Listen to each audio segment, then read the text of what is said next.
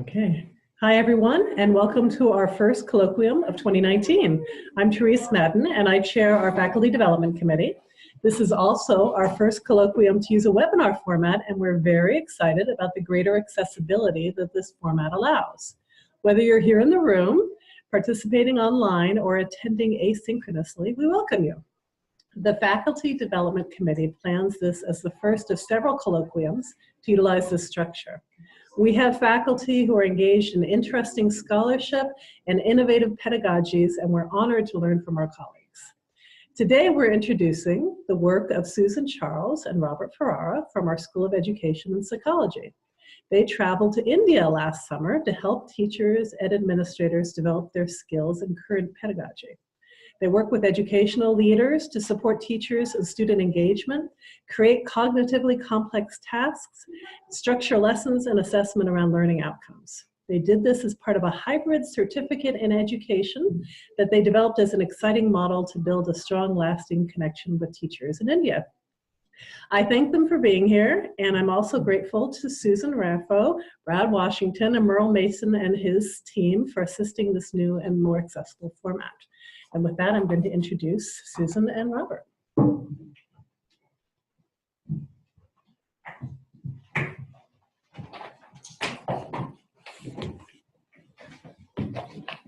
Okay, hi everyone. Nice to see you. Thanks for coming. We're excited to do this today, and it's always scary to be the first of anything, but it's also exciting to be the first. So with that, I will introduce my colleague, Dr. Ferrara. Thank you. Thank you for being here. Susan, I found as she became my colleague, not only my colleague, but my office mate, has a wonderful way about her to engage people in her projects. And my opportunities to go to India were a result of that.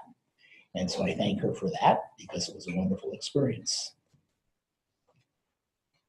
You want to tell them about that picture? The picture is a shot of the entire area that we were looking at as we were teaching. To the right is the new Hyderabad, and to the left is the old city. And we had an opportunity during our time for visiting, which occurred at the end of our experience there, of seeing both. And the new is very hopeful, and the old is very sad. We had an opportunity to work with teachers who who lived there all their life, as a matter of fact, and have dealt with the old and the new.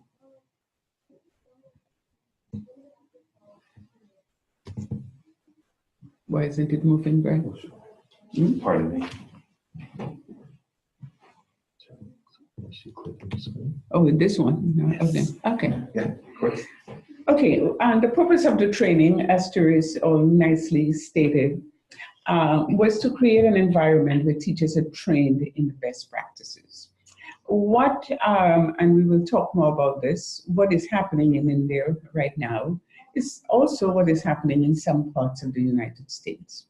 That people are still stuck in the industrial era, the way they teach children. You're either smart or you're stupid. And we will talk more about this. So the point was to create an environment where we begin to train teachers to change this.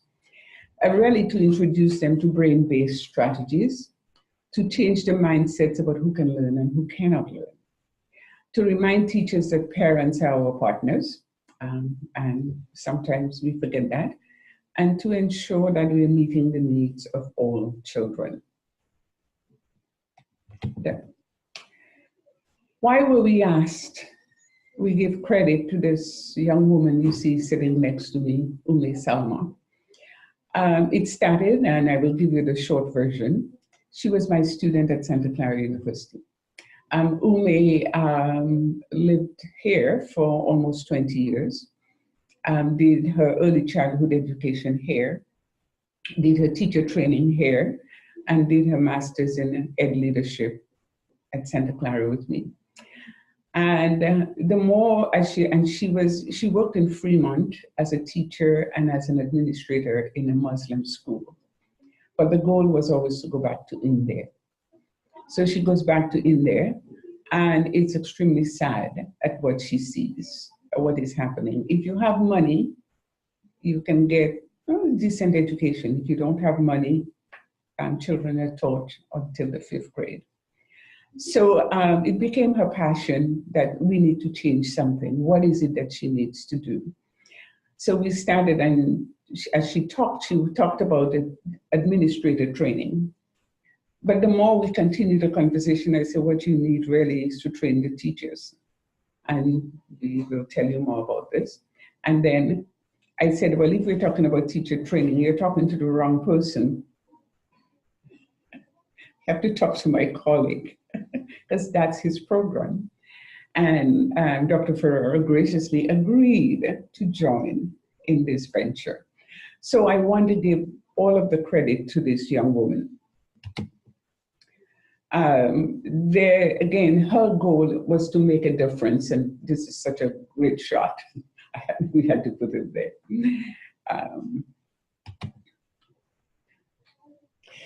That is a picture of our class. And what we found out was that these teachers were teaching in the school in which Umme was principal. And the structure of the school is that Umme reports to the head of school, who reports to the owner of the school. Because you either go to a public institution in Hyderabad, this is generally true in all of India, or you go to an independent school. Independent schools are usually only for the wealthy because of the tuition. And one of the first interesting things that we found was that even among the wealthy, even among those who can pay for the best education that they could get in Hyderabad, there is this feeling that there is nothing quite as good as a person from the United States teaching and administering your schools, so that all of the independent schools that charge tuition recruit from the United States for what they call expats to teach, to supplement the locals who teach. Furthermore, another shocking piece of information that I discovered was that the head of schools in all of these is invariably a white male from the United States, who may or may not be an educator. The expats who come and teach may or may not be trained professional educators. And so the locals, by and large, have more experience in the sense of background. Their bachelor's degrees are usually connected to teaching in some way, shape, or form. And so that was, our group were all locals. The expats were not participating, nor was the head of school. And so Umme's dream is to make sure that the locals are the best trained professionals, and that furthermore, that her vision includes a teacher training center, not only for Hyderabad, but also for Dubai. And that's what perked my interest in joining Susan. Not only was I interested in seeing India, I had never been there before, and not only was I interested in seeing what the caliber of the teaching was there, but also the possibility of having a relationship for our university with what could be a very large and I'd say lucrative relationship. And so that perked my interest, so that when Susan put out her fishing pole to reel me in, she had a very good bait at the end of it. It's easy. Anyway, the locals that are here in this circle, and what we found immediately was that all of their professional training after their bachelor's degree was done in the very old traditional way of professional development. The head of school would hire somebody to come in and do their thing for a couple of hours and then disappear, rarely even leaving copies of what they went through, of what they experienced. So that's what they were expecting. And of course, that's not what they got, because we wanted to model for them what we thought was good teaching, and we wanted them to be engaged. And we will show you a series of pictures. What we did with them, the first class, was really to get them engaged with one another, and which is they're not used to.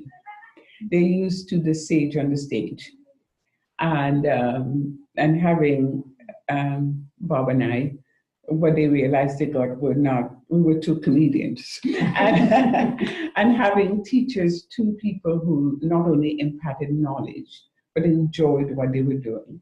And for them, that was really, you could see how it changed the atmosphere. And this is why we're showing you these pictures, how they became really engaged with one another as we went on.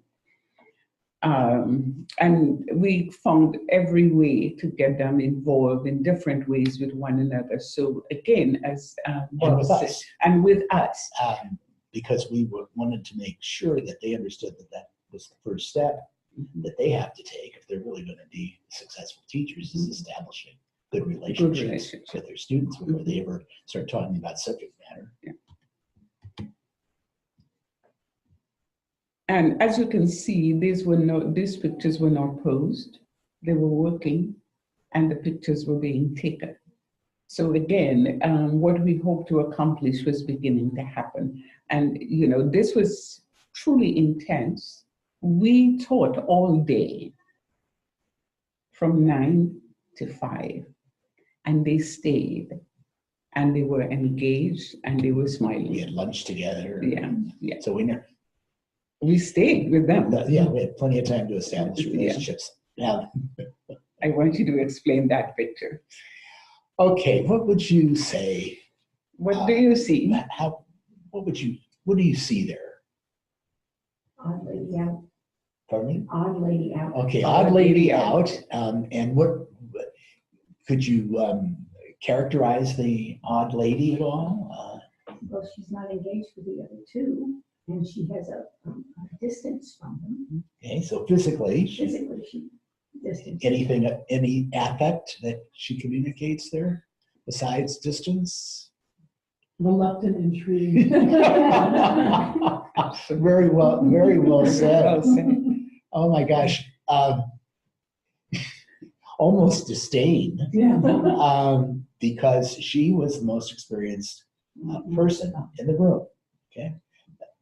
The translation is the veteran teacher at the faculty meeting who knows everything that you're going to be talking about and who probably has tuned you out as soon as you started. She had 29 years. 29 and years. I would say that in the first 3 hours of our efforts to build a relationship, she managed to tell us that at least 10 times. 10 times. In at least 10 different ways, using the same language. My 29 years. 29 years. And as we stayed on, and the weeks went on, we saw the change. And I will read you one. And the unfortunate thing, having two experienced teachers, you nailed it, Joan, as soon as you saw it. So as soon as we came, we saw it and we knew what we were in for. So our goal was to engage her. And we were going to go out of our way to engage her, and we did. And on October 11th, I got this from her. Dear Susan, thank you so much for the encouraging feedback. I wish I had a teacher like you when I was in school and university. I probably would have been really successful. A teacher needs to make every student feel so good about what he does. That's what you did just now.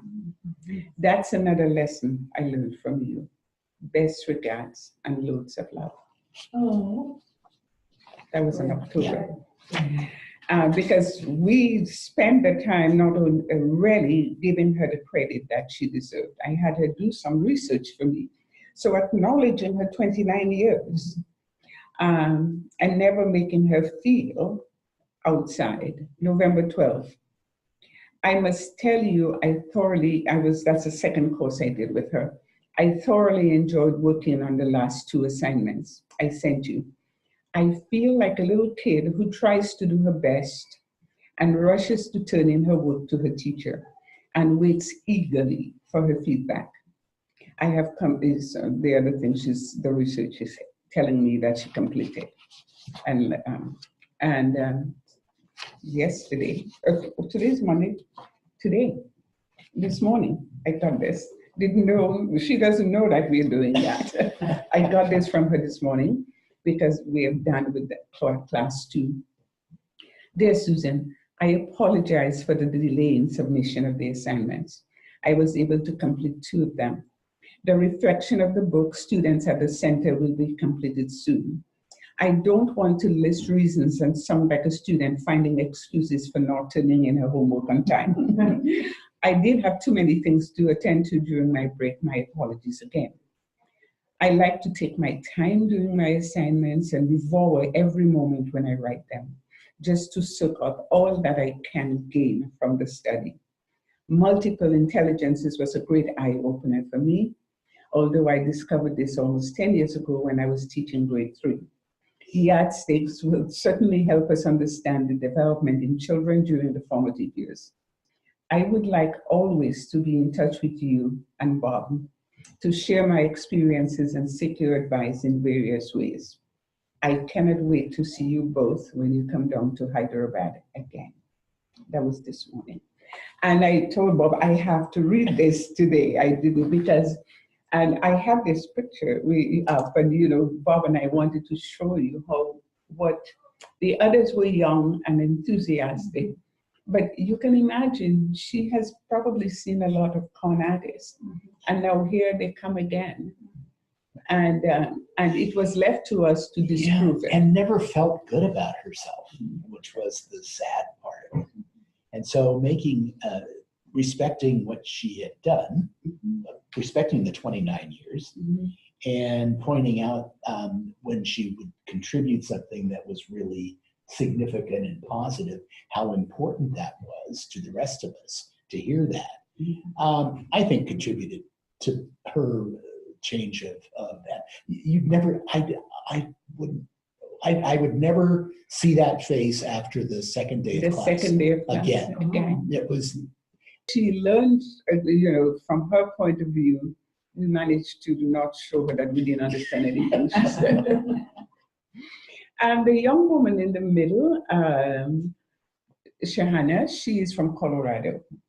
Yeah, she's Indian, but she's learning to be a teacher. She wants to be a teacher.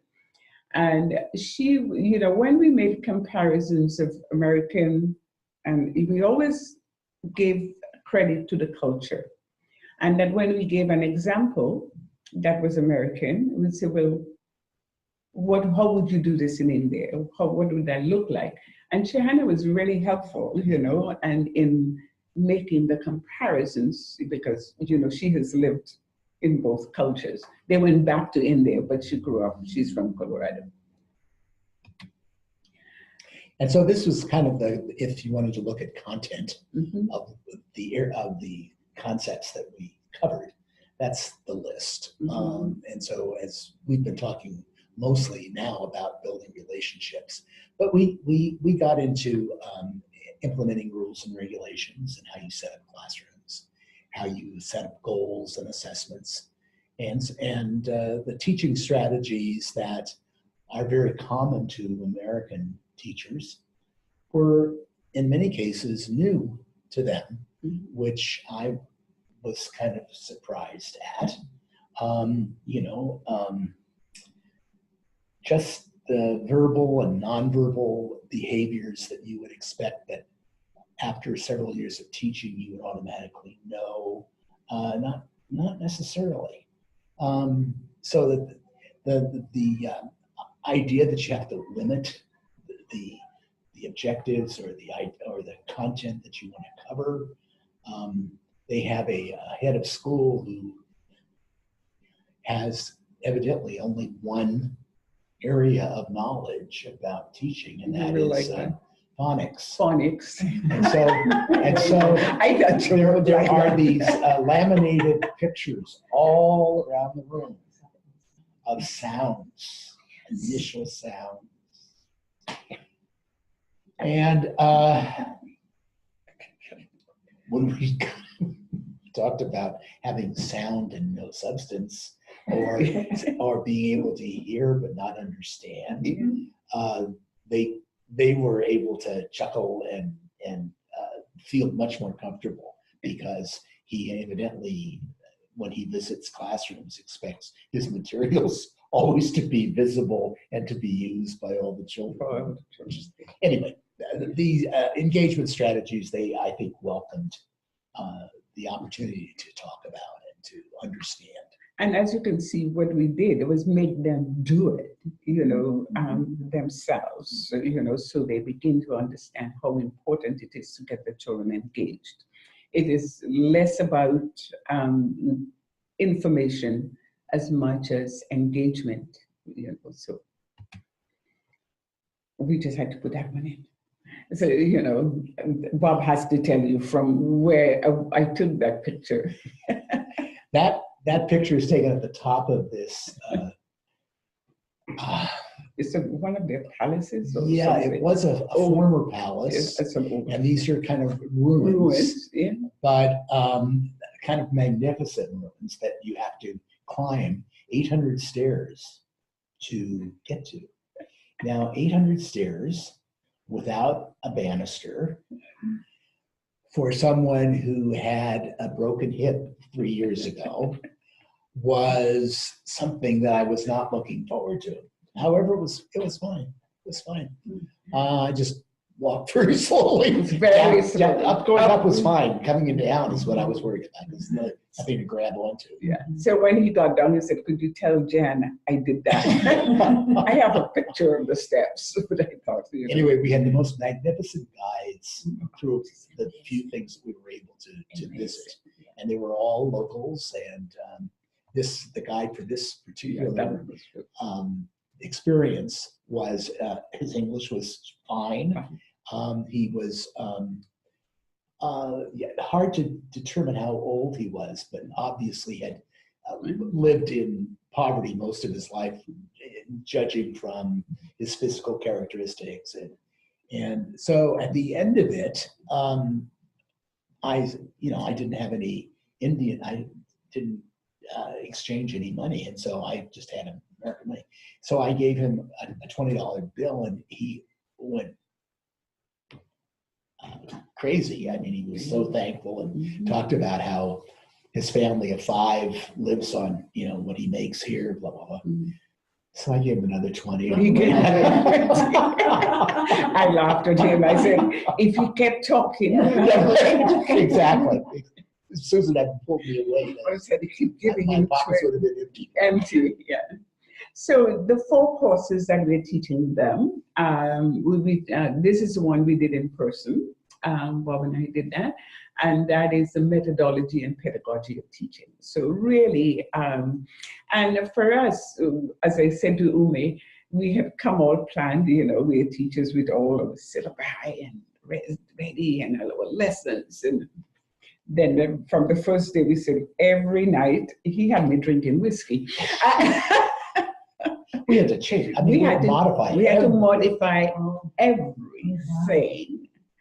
Come up with examples that is and much simpler, because you know we're used to students here, so we had to simplify everything every night, which was a lot of work. So that was, when I came back, my kids say, you drink whiskey? I said, yes. Now I'm a drunk because of Bob. So this was the first class, introducing Bloom's taxonomy and, all of the basics we had to do with classroom management and all of that.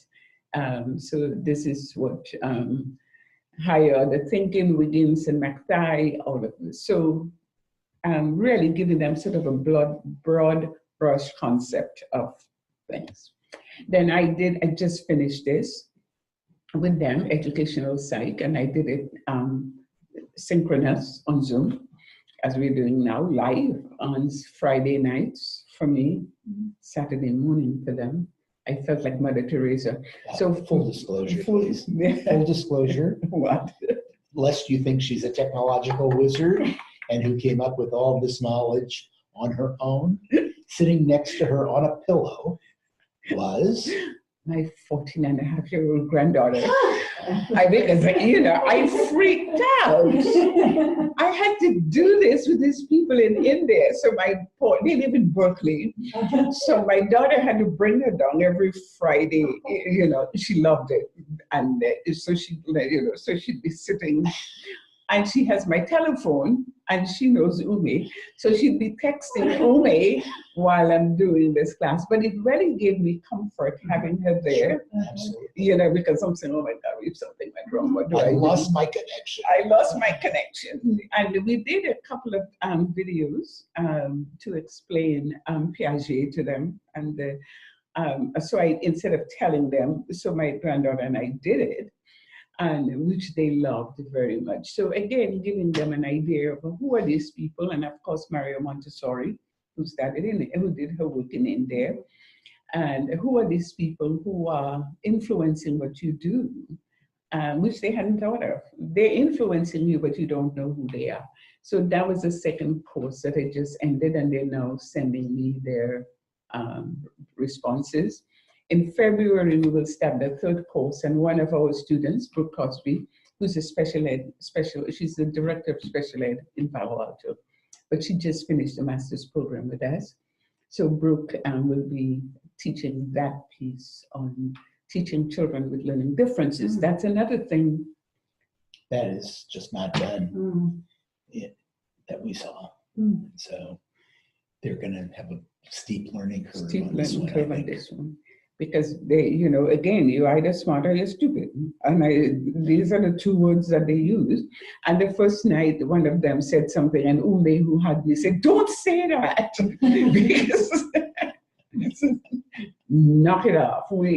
So again, having them change their language. So this will be a big learning curve for them because, and Brooke is high energy. Yes. Umme met her, which is nice. Often when you meet special people who teach special ed, Brooke is enthusiastic. She's as ADHD as you come. So it will be great for them to see somebody who deals with children with learning needs. And lives the philosophy that everybody can learn. Everybody believes it in her soul. Yeah. So that we will be doing. And then the last class, we will be going back to do this. And that was Umme wanted. How do you build a professional learning community? How do you keep the learning continuous? So we will go back to do this. And they cannot wait for us to come back to do this. So these are the 4 courses. And then we will give them, from NDNU, a certificate in teacher education. And they will get CEUs. So if any one of them want to continue their education, they can use the CEUs from us to continue. So it will not be, they will not have wasted their time and their money. And I'm looking forward to going back. Yes. Looking forward to everything except butter chicken. Butter chicken. That was on every menu on the plane going over for 15 hours where we had breakfast, lunch, and dinner with the same menu. And butter chicken was on the menu. Yeah. So we want to go in there. And Joan, I wanted you to see, look at you see all of the under. Yeah. This man has no, and this is in a way what I call the ugly American. This man has no shame. She's not talking about me. No, Joan saw it. The sounds. The sounds all are in every room, and this is his thing. And this poor teacher, so you can imagine having us when we came, they thought they had died and gone to heaven. What's the highest grade? They're now fourth, and then they're going to go to fifth. So every year they, So forth. yes, so they're going to, it's good, they're going up and on and But Umme's making plans yeah, for a school of her own, of her own, which would be a model school and a teacher training and a teacher institution. That we would be partners with. And we partner with them, which is what she wants. And we're also doing a day this coming summer with administrators. So Yeah, hopefully we'll have some influence on them. on them. They're probably going to be harder nuts to crack, though. Yeah, come on, with you and me, and by the time we're done with them. And Joan, didn't know you would look at this. You see that, you know, because when we came in, I said, what is that? Yeah, look at this is what these poor teachers have had to deal with. So you can imagine getting a different way. You know, it was just so exciting. Yeah. Do the people in the courses change? In other words, the course 1 to course 2? No, this is a all cohort, the same group. Mhm. And that is what she wants, that every time we have a cohort, that cohort remains until we get another cohort. Yeah. And do they pay for this? They paid for this, and teachers themselves. the teachers themselves. And she contributed some from, because they can't afford they can't afford our going rate. our So going rate. Well, it's a lot. It's a lot of money for them, and the exchange is It's a lot of work. and a lot, yeah. So, so that is her goal, you know, as a Muslim woman. You know, Dubai, you know, is very important for them to, you know, tap into that.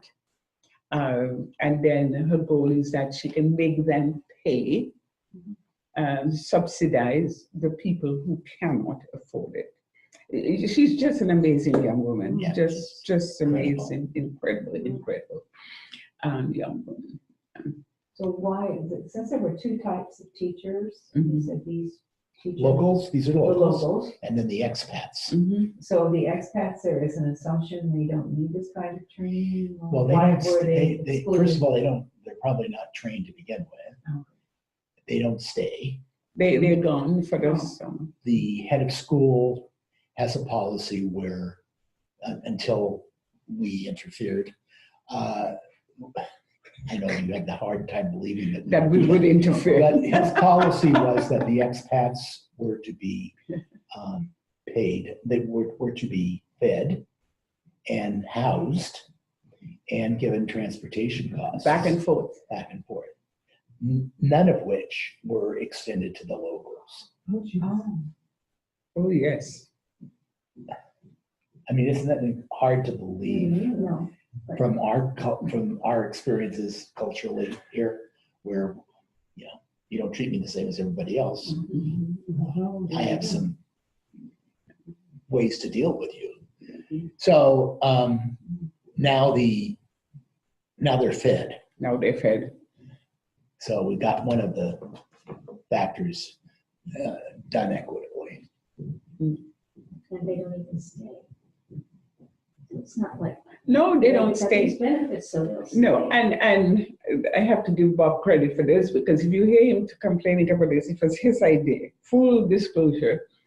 When the lab school starts, what was your idea about our teachers when they're done? Yes, the exchange of having our teachers have some experience there and having some way of paying for that, so that it wouldn't cost our students, other than obviously the time that they would be there, but working that into our teacher training in some way that, maybe you would be there with them, Mhm. or somebody from here. I didn't say it. Him. That's why I'm letting him say it. It's I his just think program. that, I think that our teachers would be different. And Then what they have would they now, see, what when is- they would see the power they really have Mhm. in changing lives of kids. Because, you know, doing student teaching in Los Altos and Palo Alto, and they have influence, obviously, and they're very important. Mhm. But the amount of influence they're going to have as compared to the influence their parents have, the Mhm. influence that their culture has, that Mhm. their affluence has, is going to be minimal, I think. When they see that given the opportunity to teach children that don't have all of that, Mhm. we might also change some attitudes about where they want to get a job, where they want to, you know. And it would be a win-win for everybody, because the people who are going now, I think our students would be totally different. You know, the young people who are going are looking, we don't even want to tell you some of the horrible stories that The expats. the expats, just one example. Okay, well, won't say it because it's being taped, but it's not good. It's not a good name. Whereas if we had our students, Sue, and I keep staring at you, doing this, you know, trained, ready, you can imagine how wonderful that would be for our students and for them. And really is to get these people, for them to become the master teachers.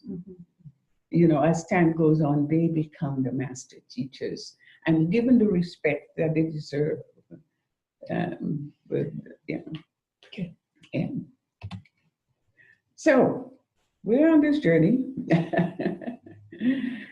And anything? The last one. I wanted her to throw that picture away, but she didn't. No. It just communicates things that I don't think we want to They communicate. made us sit like that, but I thought they wanted us to. They just wanted, yeah, they wanted it that way. You see, this is tells you in there. And one little anecdote that's a kick, I thought we were the first day when we were trying, I was having trouble learning names, pronouncing names. And so I was making a joke out of my inability to do this by asking them to please keep correcting me until I get it right. Because it's terribly important that people's names are respected and pronounced correctly, etc. And so this one young woman, her name particularly was difficult for me. And I was stumbling and finally she says, just call me Sophie.